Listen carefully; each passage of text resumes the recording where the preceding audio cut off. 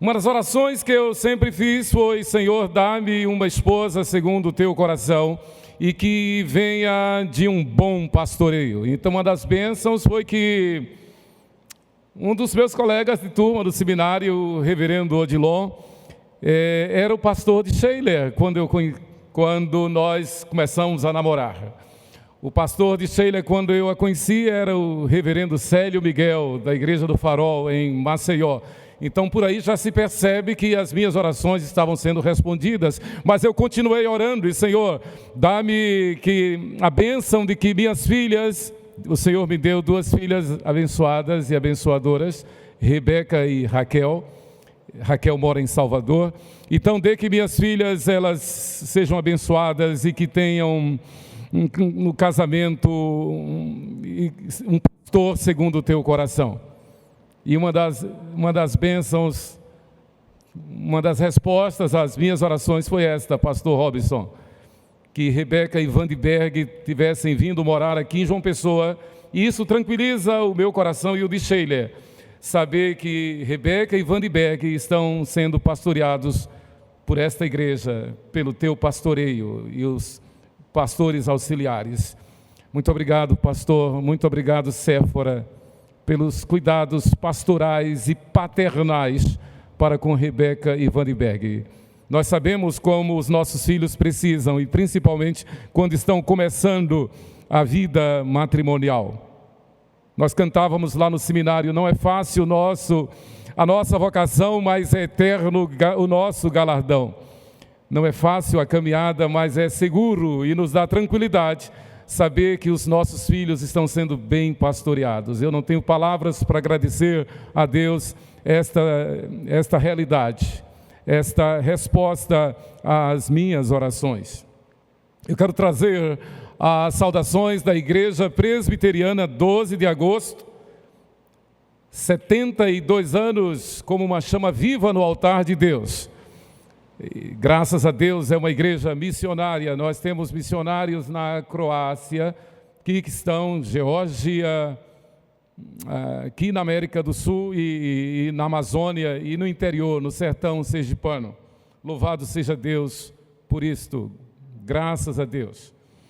E eu estou me lembrando aqui do missionário reverendo Dr. David Livingstone, o missionário para o interior da África.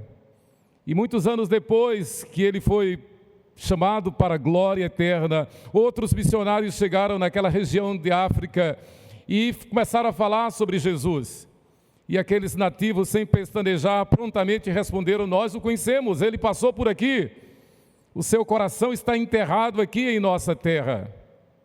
Obviamente, e guardadas as devidas proporções, eu lembro-me de ti, reverendo Robinson Grangeiro, chegando ao seminário. E pela divina providência, isso faz parte da nossa realidade, é a nossa história.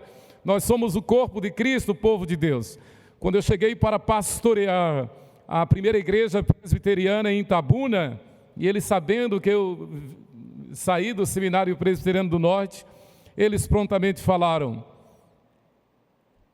aqui em nosso meio passou um homem de Deus, o seminarista Robinson Grangeiro. E ainda essa semana eu falava com um dos pastores lá do presbitério de Itabuna, e ele perguntou se eu estava tendo contato com o Robinson.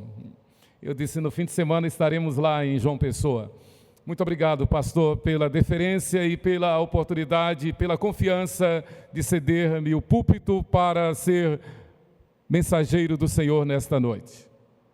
Mas eu quero dizer que grandes coisas o Senhor tem feito por nós e por isso nós estamos alegres. O Senhor não nos prometeu uma viagem tranquila, mas nos garantiu uma chegada segura.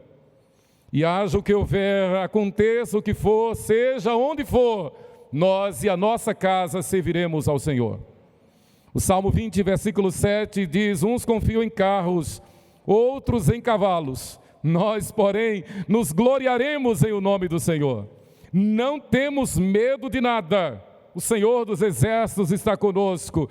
Ele é o nosso refúgio e fortaleza. Ele quebra os carros e despedaça a lança, queima os carros no fogo. O Senhor dos exércitos está conosco. E se a nós nos for dada a graça de partir para os braços do Pai, como mártir, louvado seja o nome do Senhor. Devemos estar nos preparando para isto, para descansar nos braços do Pai. Nada deve nos intimidar neste mundo. Maior é aquele que está em nós do que o que está no mundo. Nós somos o povo a quem Deus libertou e verdadeiramente somos livres. Mas não é sobre esse tema que eu quero falar. Eu quero convidar os irmãos a colocar-se de pé e abrir comigo em Lucas capítulo 12. E leiamos em uníssono, todos em uma só voz. Lucas capítulo 12, os versos 13 a 21. Vamos ler a uma só voz, todos juntos. Lucas capítulo 12, do 13 ao 21. Nesse ponto, um homem que estava no meio da multidão lhe falou: Mestre, ordena meu irmão que reparta comigo a herança. Mas Jesus lhe respondeu: Homem, quem me constituiu juiz ou partidor entre vós? Então lhes recomendou: Tende cuidado e guardai-vos de toda e qualquer avareza, porque a vida de um homem não consiste na abundância dos bens que ele possui. E lhes proferiu ainda uma parábola, dizendo: O campo de um homem rico produziu com abundância, e arrazoava consigo mesmo, dizendo: Que farei, pois não tenho onde recolher os meus frutos?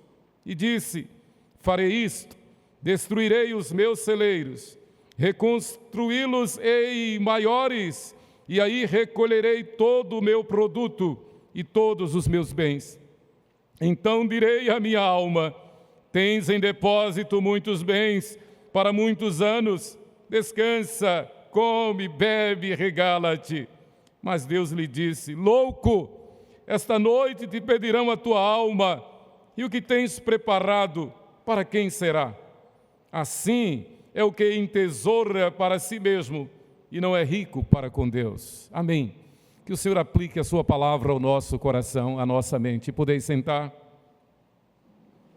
Prepara-te para o encontro com Deus. Um dos belos hinos que nós podemos cantar e louvar ao Senhor, então é o hino 112 do cantor cristão, ou 147 do Inário Novo Cântico da nossa igreja. E ele diz: Já refúgio a glória eterna de Jesus, o Rei dos Reis. Breve os reinos deste mundo seguirão a sua lei, as suas leis. Os sinais da sua vinda mais se mostram cada vez. Vencendo, vem Jesus. Queridos, nós devemos viver nesta perspectiva. Haja o que houver, aconteça o que for. Seja qual for o decreto, seja qual for a situação, seja qual for a circunstância, nós não somos pegos de surpresa por nada. E isto não é arrogância, não, isto não é ufanismo, isto é convicção. Nós sabemos em quem temos crido e estamos bem certos de que Ele é poderoso para guardar o nosso depósito, o nosso tesouro até o dia final. Nós não dependemos da mídia, nós não dependemos do noticiário, nós não dependemos da informação de última hora, de formadores de opinião, não! Nós estamos sob a palavra de Deus, nós estamos debaixo da palavra e sobre a rocha que é o Senhor Jesus Cristo. Queridos, quando vemos governos e pessoas no mundo todo demasiadamente preocupados com a preservação da vida terrena, da vida carnal, em detrimento do real, da realidade, em detrimento da vida espiritual, somos levados naturalmente a pensar: o que é que fazem essas pessoas? Onde está a inteligência dessas pessoas? Será que não percebem que não somos simplesmente matéria, Será que não percebe que simplesmente a vida não se finda na sepultura? Será que não percebem que todos nós somos seres espirituais, racionais, e que havemos um dia de prestar contas ao Eterno, ao Criador, àquele que do nada chamou à existência o universo? Esta pergunta deve estar latente e patente na nossa mente, como testemunhas de Cristo, como igreja do Senhor, como povo de Deus, como sacerdócio real, como nação santa, povo de propriedade exclusiva de Deus. Nós temos a resposta, nós não somos pegos de surpresa. Nós não dependemos de circunstâncias, nós não precisamos de informações alheias, mas não mesmo.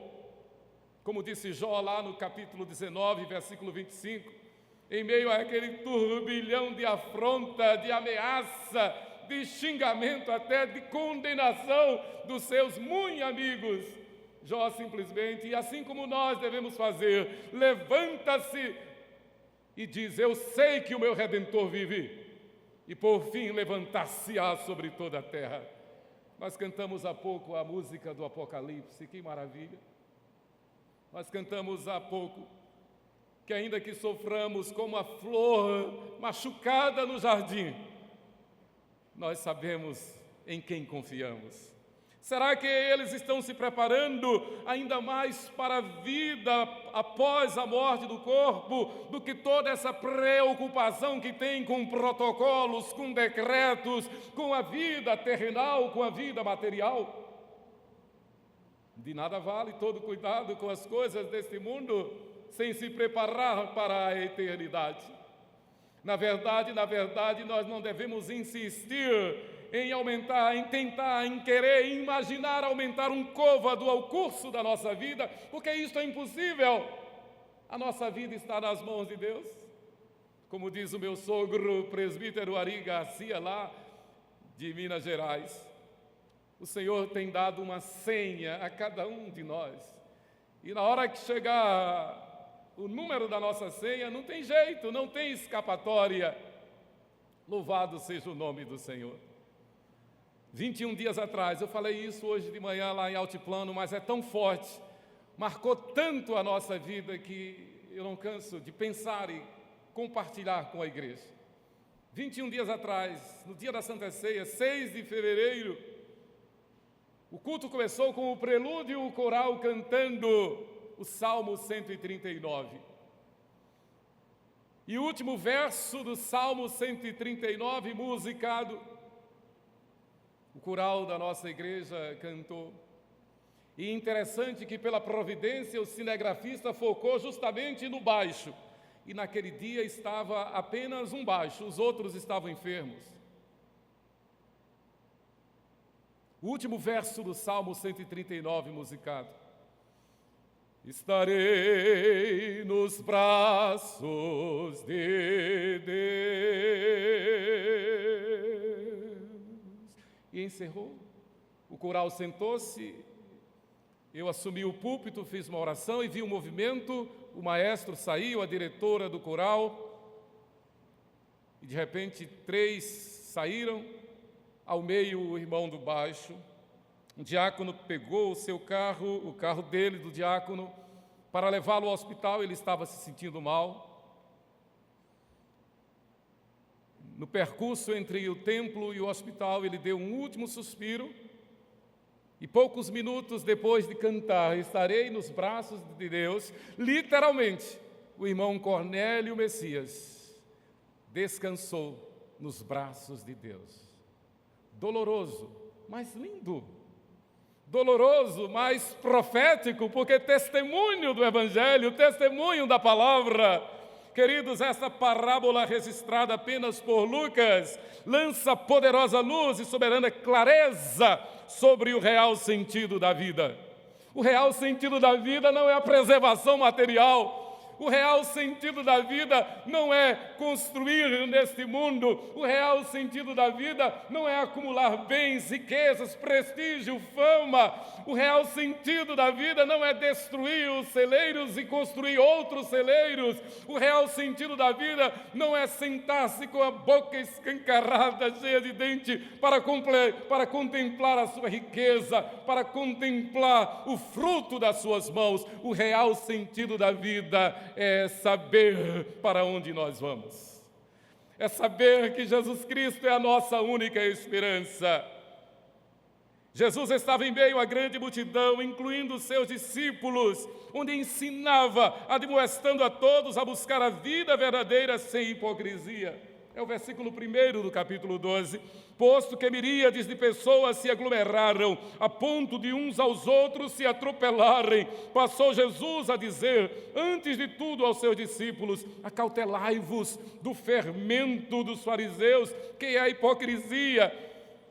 Contextualizando e parafraseando, acautelai-vos do fermento dos humanistas, acautelai-vos do fermento dos secularistas, dos ideologistas deste século, acautelai-vos da hipocrisia deste mundo, acautelai-vos. Eu venho dizer, eu prego isto, eu me lembro que quando nós pregávamos lá no seminário ainda, no culto na praça, eu já dizia, é uma sociedade hipócrita essa nossa, que faz de tudo para preservar o mico-leão dourado, nada contra, tudo a favor, mas essa mesma sociedade que luta para defender o mico-leão dourado é uma sociedade que defende o aborto. Que hipocrisia, que fermento diabólico. Uma sociedade que faz de tudo para defender a tartaruga, tudo a favor, nada contra, mas é uma sociedade que no mundo todo está defendendo, está votando a favor do aborto em qualquer semana de gestação. Nós não podemos ser omissos, nós não podemos ficar de braços cruzados, nós somos o povo a quem Deus libertou, nós sabemos em quem confiamos, o nosso general é o Senhor Jesus Cristo. Jesus repele com veemência a doutrina dos fariseus e a sua malícia, versículos 2 e 3, nada há encoberto que não venha a ser revelado, e oculto que não venha a ser conhecido, porque tudo que dissestes às escuras será ouvido em plena luz, e o que dissestes aos ouvidos no interior da casa será proclamado dos eirados. Jesus está dando uma aula de fidelidade cristã, de ética cristã, do melhor da teologia. Jesus está ensinando aquela multidão. Jesus está falando das coisas do reino, das coisas espirituais, das coisas que verdadeiramente enlevam a nossa alma. E é disso que nós precisamos. No início do culto, o pastor falou, que maravilha, que prazer, este ajuntamento solene, estarmos aqui juntos. Realmente, estarmos aqui juntos é a nossa praia, é a nossa felicidade, é a razão do nosso viver. Nós somos o corpo de Cristo aqui na terra. Então Jesus está falando sobre vida espiritual. E Jesus continua nestes mais de 2000 anos de história da igreja. Nosso Senhor Jesus, pela sua igreja, pelo poder do Espírito Santo, está falando a mesma mensagem, que devemos olhar para o alto, buscar as coisas lá do alto, onde Cristo vive, buscar em primeiro lugar o seu reino e a sua justiça, e as demais coisas serão acrescentadas naturalmente. Então Jesus ensina sobre a verdadeira e indispensável prevenção que todos precisam obter. E nós não podemos ir na onda humanista, nós não podemos ir na onda secularista. A verdadeira prevenção que o homem precisa é de acertar suas contas com Deus. É de crer que só o Senhor Jesus Cristo salva. É de arrepender-se e converter-se ao Senhor para que sejam cancelados os seus pecados. É de reconhecer que lá na cruz do Calvário, o Senhor Jesus morreu em nosso lugar, morreu pelos nossos pecados, sepultou a nossa morte, mas ao terceiro dia ressuscitou, justificando-nos pela fé, de forma que todos os nossos pecados foram pagos, para que nós andemos em santidade e novidade de vida. Jesus está ensinando a palavra de Deus àquela multidão. Temer a Deus Este é o nosso dever. Temer a Deus, que tem poder de matar e de lançar no inferno a todos os que negam o Evangelho, é o que Jesus está ensinando. Isto é verdadeira teologia, isto é verdadeira cristologia. Veja o que diz os versículos 8 e 9 de Lucas 12. Digo-vos ainda, todo aquele que me confessar diante dos homens, também o Filho do Homem o confessará diante dos anjos de Deus. Mas o que me negar diante dos homens, será negado diante dos anjos de Deus. A autoridade do Senhor Jesus. Passou-se a ideia no cristianismo apóstata, desde Constantino, mais ou menos o ano 350, passou-se a ideia de um Cristo morto, de um Cristo pusilânime, de um Cristo coitadinho, de um Cristo flagelado, de um Cristo bobo. Passou-se a ideia. E 2000 anos depois, ainda muita gente que se diz cristã tem em si a ideia de que Cristo é apenas um coitadinho, um mártir. Apenas um coitadinho, apenas um que padeceu e pronto. Esta não é a ideia bíblica. Esse não é o ensinamento bíblico. O nosso Senhor Jesus Cristo venceu a morte, esmagou a cabeça de Satanás já, triunfou, rasgou a cédula da dívida que era contra nós, e exaltou-se a si mesmo, acima de todo principado e potestade. Ele é o Senhor dos senhores, Ele é o Rei dos reis, Ele é o Senhor dos exércitos. E é através da igreja que a sua multiforme sabedoria há de ser conhecida agora dos principados e potestades nos lugares celestiais. Nós não sabemos o que vai acontecer daqui a 1 minuto.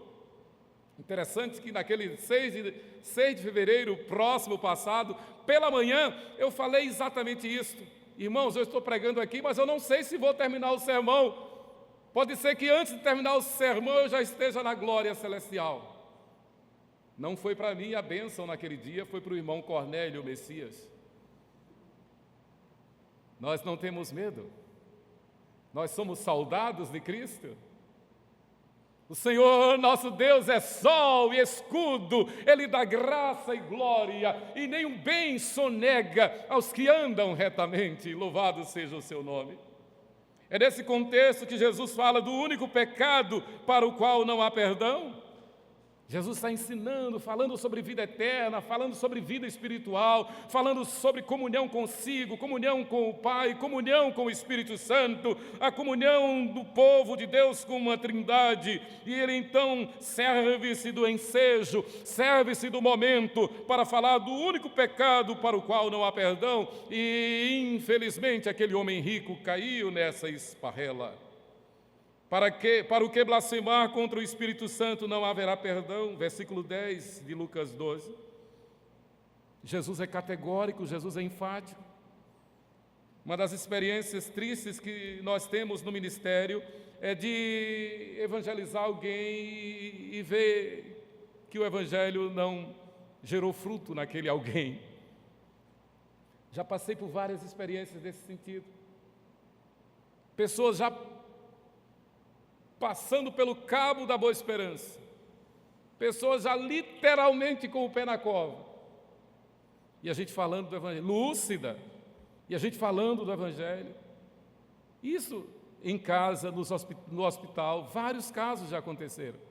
E a pessoa simplesmente dizer, olha, eu sei que o senhor está certo, eu sei que é desse jeito, eu sei que está certo, mas eu não vou abrir mão, eu não vou negar a tradição de meus pais, de meus avós, a religião de meus pais, de meus avós, mesmo sabendo que eu estou errado, mas eu não vou abrir mão. E morre desse jeito. Blasfêmia contra o Espírito Santo, resistir à obra de Deus, resistir à ação do Espírito Santo na sua vida. Jesus ensina que quando depositamos a nossa fé nele e vivemos para servir-lhe, não devemos ter medo de nada. E tem uma palavra que nós precisamos gravar, deixar latente na nossa mente, no nosso coração, talvez colocar na geladeira, talvez colocar no espelho lá do toalete, colocar bem claro, talvez no painel do nosso carro, é esta: não tenho medo, nem terei medo de nada. E nada poderá separar-me do amor de Deus que está em Cristo Jesus. Nós não vamos negar a nossa fé. Nós não vamos negar a nossa fé. Ainda que venham dizer-nos a título de preservar a vida física, a integridade física, que se vá essa integridade física, é pó e ao pó voltará. Mas nós em espírito compareceremos perante o Senhor. É nesse texto que o Senhor diz categoricamente: aquele que me negar diante dos homens, eu o negarei diante de meu Pai que está nos céus, mas aquele que me confessar diante dos homens, eu o confessarei diante de meu Pai que está nos céus. Então, de repente, um homem que estava no meio daquela multidão, naquela sala de aula, aquela sala ao ar livre, como tantas vezes nós tivemos aula com o reverendo Francisco Leonardo, lá no sítio do seminário, debaixo daquelas árvores. E no meio da multidão, Jesus está falando de coisas espirituais.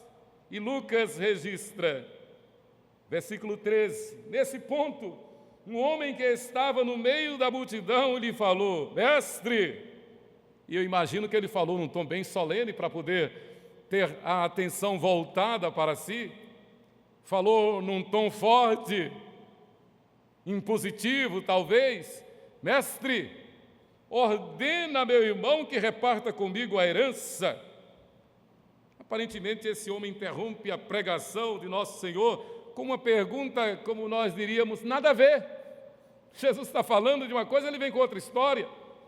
Jesus está num momento tão solene e ele quebra a solenidade tratando de coisas suas, pessoais, familiares, materiais. Mas aqui a gente pode fazer um parênteses.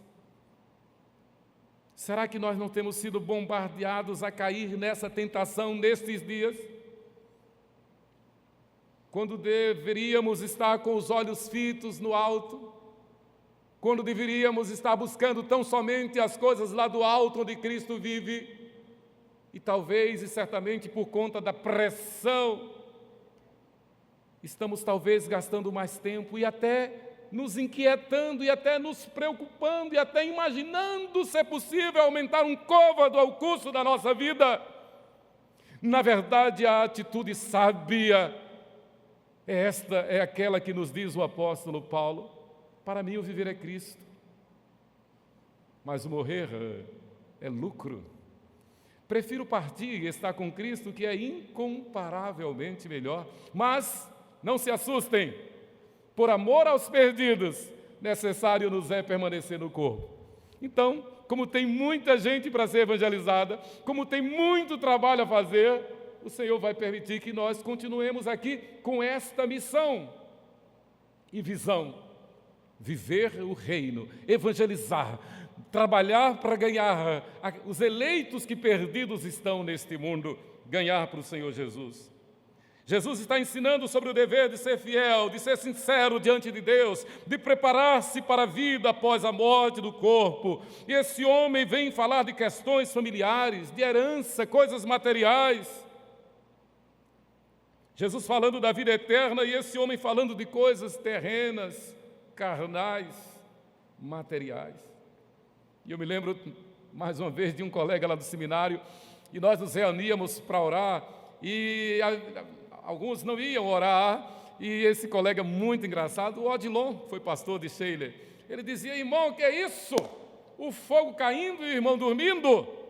O fogo caindo e o irmão dormindo, Jesus chegando, Jesus voltando, sinais da sua vinda se mostrando. É hora de erguermos os nossos olhos e ver que a nossa redenção se aproxima, e isto com garbo, isto com alegria, isto naquele mesmo tom do salmista que disse: exaltar-te-ei, ó Deus meu e Rei, bendirei, bendirei o teu nome. Levantai, ó portas, as vossas cabeças, levantai-vos, ó portais eternos, para que entre o Rei da Glória.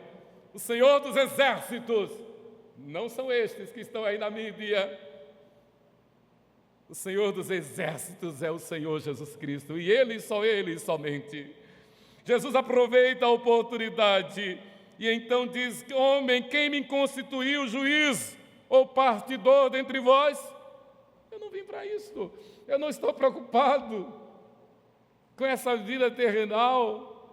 Busquem em primeiro lugar o reino de Deus e a sua justiça, e as demais coisas serão acrescentadas. E isso inclusive no que tange a herança, isso inclusive no que tange a espólios, isso inclusive no que tange a testamentos. Confia em Deus, o Senhor vai resolver tudo.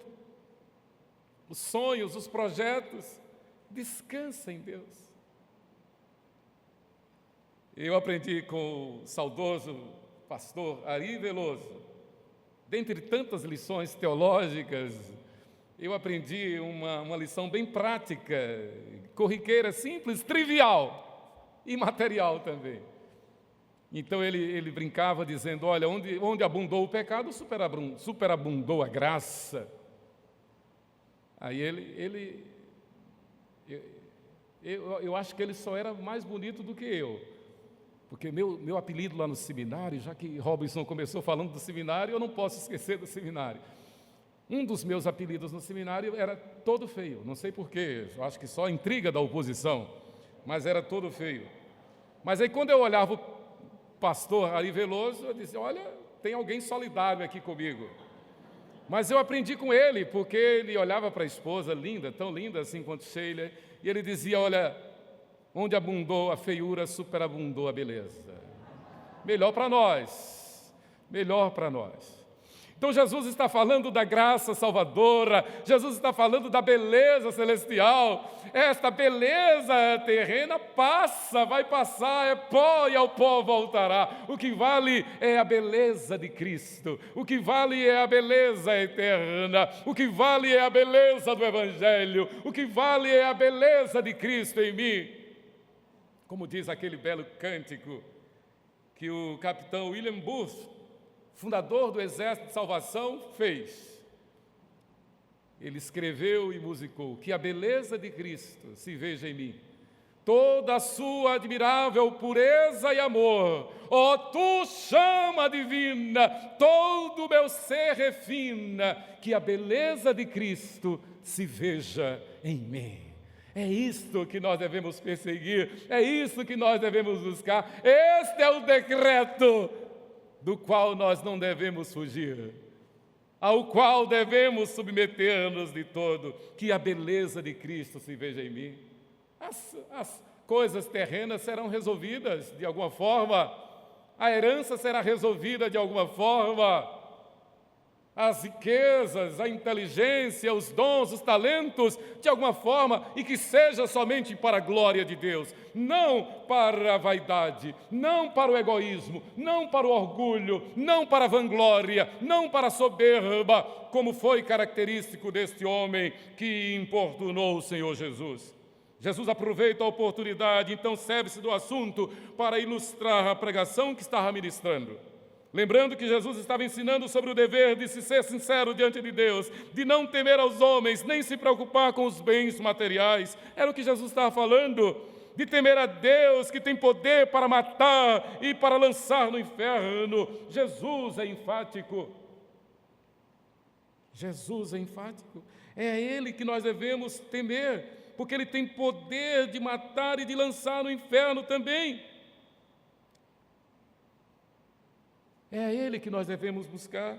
Jesus manda então que observemos os pardais, que observemos os cabelos da nossa cabeça, pois Ele cuida de cada um desses.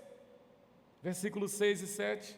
Não se vendem 5 pardais por 2 asses, entretanto nenhum deles está em esquecimento diante de Deus. Até os cabelos da vossa cabeça estão todos contados, não tem mais, bem mais valeis do que muitos pardais. Preste atenção. Confia em mim, descansa em mim, eu cuido de ti. Eu te tomo pela tua mão, e te conduzo por veredas de justiça por amor do meu nome. Quando passares pelas águas, elas não te submergirão. Quando passares pelo fogo, as chamas não te chamuscarão. Porque eu te protegerei à sombra das minhas asas, no meu esconderijo. Descansa em Deus, confia nele, e o mais Ele fará. Queridos, o campo daquele homem produziu tanto, produziu com abundância, produziu tanto que ele não tinha mais onde armazenar tanta riqueza. Ele teve então a ideia de destruir os celeiros, construir outros maiores, para então recolher toda a sua riqueza. Percebamos, queridos, que por mais carnal e ímpio que seja o pecador, ele sempre terá a lembrança ou desejo de um bom descanso para a sua alma. Ele nos dá isto. Este homem aqui mostra esta realidade humana, mesmo no seu desvario, mesmo na sua impiedade, mesmo na sua empáfia, mesmo na sua prepotência, mesmo na sua autocracia, ele vai deixar uma brecha para mostrar que ele precisa da misericórdia de Deus. Veja lá, versículo 18.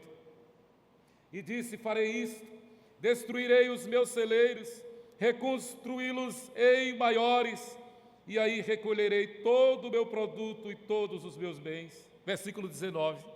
Então direi à minha alma, coitada desta alma sem Deus, sem Cristo. Então direi à minha alma: tens em depósito muitos bens, para muitos anos, descansa, come, bebe e regala-te. Será que ele não lembra que vai morrer? E eu ouvi isso do saudoso reverendo Dr. Russell Shedd, lá em casa, quando tivemos a honra de hospedá-lo. E ele falando justamente desses agnósticos, desses arrogantes, e um que ele estava evangelizando. E este homem respondeu ao Dr. Shedd: professor, isso não me interessa, porque afinal de contas todos vão morrer. E o Dr. Shedd simplesmente lhe disse: só que você ainda não morreu. Simplesmente isso, você ainda não morreu. O que vale não é o que você pensa, não é o que você acha, é o que a Bíblia diz. E a Bíblia diz que todos vão comparecer perante o tribunal de Cristo. Você vai prestar conta, a humanidade vai prestar conta diante do Eterno, nós vamos prestar contas diante do Eterno, mas como igreja de Jesus, nós vamos tendo à frente o nosso advogado fiel, nosso Senhor e Salvador Jesus Cristo. Quando o Senhor olhar para nós, Ele vai ver antes, na nossa frente, o nosso advogado fiel, o Senhor Jesus Cristo. Prepara-te para o encontro com Deus. E eu quero concluir deixando 3 aplicações. Aliás, é exatamente 4 aplicações bem rápidas. Não sejamos loucos. Não vamos na onda do mundo. Descansemos em Deus. Não sejamos como aquele nécio que Davi denuncia no Salmo 14, versículo 1. Disse o nécio no seu coração: não a Deus. Segundo lugar, não sejamos insensatos como aquele homem. Que homem sensato? Jesus falando das coisas espirituais, Jesus falando do céu, Jesus falando do reino de Deus, Jesus falando... E eu imagino que numa mensagem daquela, numa preleção daquela, a vontade era de partir e estar com Cristo, esquecer das coisas deste mundo. Aquele homem não, no terra-terra, no egocentrismo. Mestre, diga ao meu irmão que reparta a minha herança. Que coisa, um homem insensato. Nós não somos assim e não seremos assim. Aquele homem foi insensato como a igreja de Laodiceia, parecidos, semelhantes, idênticos. A igreja de Laodiceia se ufanava, se orgulhava de ser rica. E o Senhor Jesus condena: és pobre, miserável, cega e nua. Sem Deus está perdido. Terceiro lugar, não sejamos egocêntricos. Nada que temos é nosso, tudo é do Pai, tudo é de Deus, Ele nos empresta. Davi, o rei Davi, disse: Senhor, tudo vem de Ti, e do que é Teu, Tu damos, Tu devolvemos. A vida, os bens, os talentos, a inteligência, as posses, o que construímos os nossos filhos, os nossos netos, o nosso ministério, a nossa vida. Nada é nosso, tudo é do Pai, tudo é de Deus. Descansemos nele. Não sejamos egocêntricos, aquele homem foi egocêntrico. Não sejamos ambiciosos de coisas materiais. Não sejamos ambiciosos no sentido de sermos autocratas.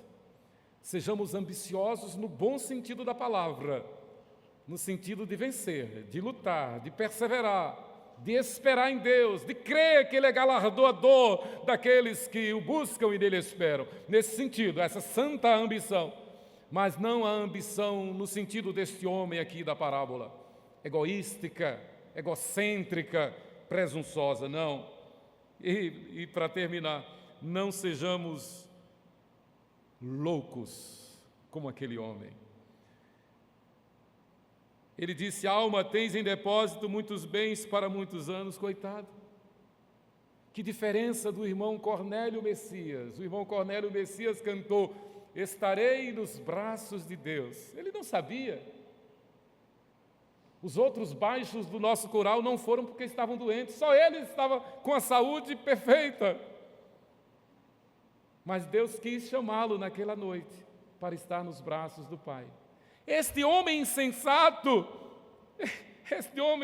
insensato, fanfarrão, ele disse: olha, eu vou refazer tudo isto, e a minha alma vai olhar para isso tudo e vai regalar-se, e vai dizer: alma, tens em depósito muitos bens para muitos anos. Não sabia que tinha poucos minutos na sua vida, porque o Senhor da vida disse: esta noite te pedirão a tua alma, e o que tens preparado para quem será? Queridos, nestes dias de tanta dificuldade, de tanta adversidade, olhemos para o alto, busquemos as coisas lá do alto onde Cristo vive, porque a nossa redenção se aproxima. Com muita alegria nós podemos cantar como o hino 112 do cantor cristão: os sinais da sua vinda mais se mostram cada vez, vencendo vem Jesus. E nós somos mais do que vencedores por amor daquele que nos amou. Porque nem a morte, nem a vida, nem os anjos, nem os principados, nem coisas do presente, nem do porvir, nem poderes, nem altura, nem profundidade, nem qualquer outra criatura poderá separar-nos do amor de Deus que está em Cristo Jesus para conosco. Que Deus nos abençoe. Amém.